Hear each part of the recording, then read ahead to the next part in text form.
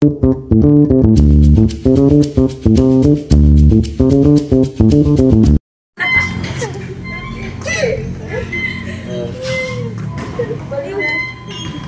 meron tayong interview. Dalawang taga-Europe, magkaiba lang yung bansa. Yung isa sa Netherlands, tapos yung isa sa Romania. Ngayon, meron tayong last question. Sa kayo naman sa UCSP yung project natin. Sa question number 8, gusto mo bang pumunta sa Europe? Gusto nyo bang pumunta sa Europe? Yes! Naman! At maglakbay sa kanilang bansa. Ano ba meron sa Europe? Bakit tayo pupunta o bakit hindi? Sino natin sa Mayan and Rian, may kaalaman ba kayo about sa kultura ng Europe? Ako, gusto ko pumunta kasi lalo na yung sa pag-aaral doon. Kasi dito parang scholarship ganon. Pahirapan din makapasok, lalo na sa mga university, yung mga magagandang school ganon. Tapos, lalo na yung sa mga pagkain na sinabi sa akin nung nag-i-interview ako. Since mahilig ako sa pasta, gusto kong makatikim ng iba't ibang pasta dun sa Europe. Tapos, yung mga tao dun kasi, based sa in-interview namin, hindi sila yung katulad dito sa Philippines na madaming chismosa, ganun. Doon kasi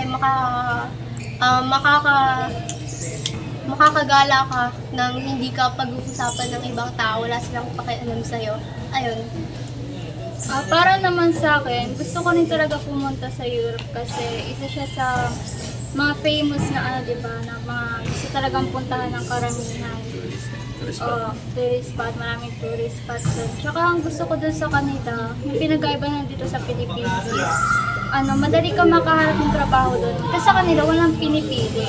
Walang hinaharap ng pagkarami-rami, hindi katulad dito. Kahit nakapagtapos ka, maraming silang hinaharap sa'yo na documents. Tapos kapag, wala ka mabigay, hindi ka matatanggap. Doon, marami ka doon opportunities.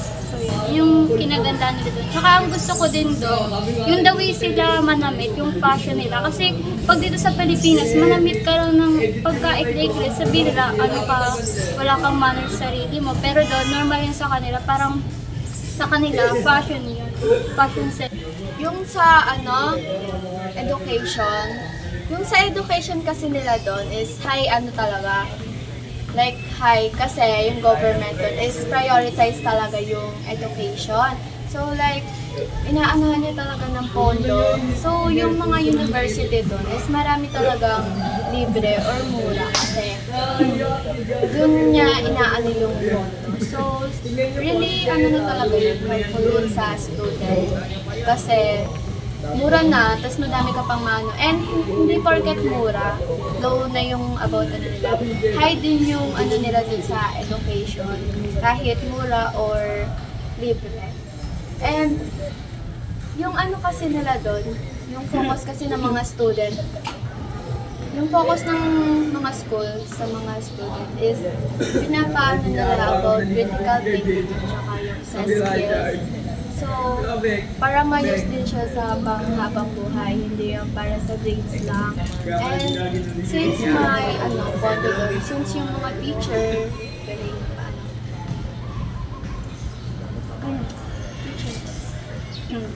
Yung sa mga teacher naman doon, nire-respeto sila ng mga estudyante nila and malaki din yung sahod ng mga teacher doon kaya namomotivate sila magtrabaho.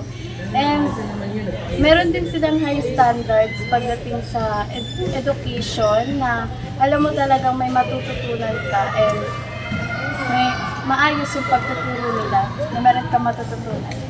So, dahil maganda yung pagkakaturo ng teacher, since okay yung pagkakaturo, so na-absorb ng mga students yung mga dapat nilang matutunan. So, nagiging maganda yung result since good yung pagturo sa kanila, hindi siya yung dog na like as in, inaano talaga. Basta maganda yung pagtuturo ng teachers. So, ang nagiging equal is maganda yung kinakalabasan. And ang dami din natutunan ng mga teacher sa mga student na mapapakinabangan nila after school, hindi lang tinuturo para sa grades. And tinuturo din para magamit nila para sa mga works nila. Kami ni Tilo, pupunta kami sa Europe para sa work. Kasi sa Europe, ano siya, kumbaga land of opportunities. Talagang madami kang mapapasukan na trabaho. Like sa tulad ng sa Netherlands kasi, tsaka sa Amsterdam. In demand yung doon, yung agriculture at technology. Kaya mapapadali ka talaga magtrabaho sa ganun. Madali kang ma-hire. Kasi kumukuha din sila sa finance, tas logic and trade. So, madami. Tapos, sa Netherlands, meron silang strong innovation-driven economy. So, talagang, alam mo yun, yung mataas na yung sweldo, maganda pa yung quality na binibigay sa'yo ng workplace mo. Kasi doon is, yung work and life is balance. Kumbaga, mayroon ka lang time sa work, meron ka din time para sa sarili. So, pupunta kami doon, di lang para magtrabaho. Para din mag-migrate, doon din mismo tumira. Kasi, madaming opportunities, di ba? Tapos, magaganda pa yung places doon. Kumbaga, doon, katulad ng sinabi na-interview namin, na OFW is peaceful at the same time hindi siya polluted. Dito naman sa Pilipinas, alam naman natin na masyado ng mano yung pollution, di ba? So, yun. Pupunta kami doon para mag-work and possibly doon na mismo tumira. Sabi nga nung ibang kagrupo, gusto nila ma-experience din yung education, work, clothes, and yung mga lugar doon. Ako naman, gusto kong matry sa Europa is yung mga famous food nila kagaya nung sa Amsterdam, yung bitterballen. Kung ikukumpara yung bitterballen sa pagkain sa Pinas, para siyang meatballs. Ito yung parang meat na binalutan ng mga breadcrumbs. Tapos, tinatangkilik ng mga Amsterdamers yun dahil daw sa malasa, tas crispy siya. Dahil marami sikat na pagkain at depende sa panlasa ng tao.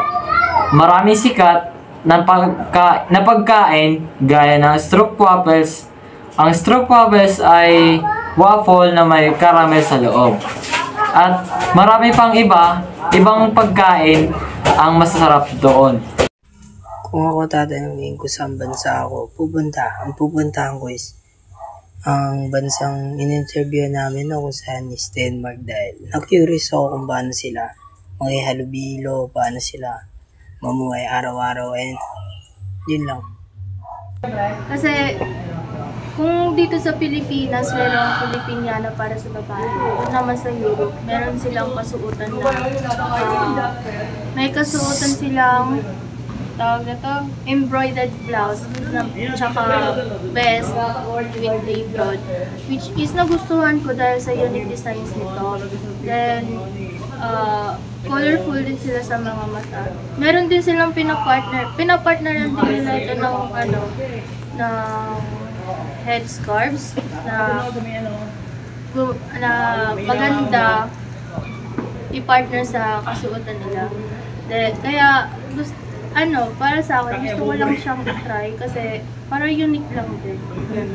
Ikaw, ba't mo gusto ko? Ako naman, gusto ko pumunta doon kasi gusto ko malaman yung mga traditional na pananamit nila.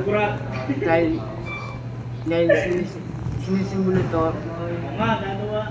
sa nila, kultura at mga okasyon na sineselebrate nila, tas yun ang susuotin nila, yun ang pananamit nila upang maganda sila tignan.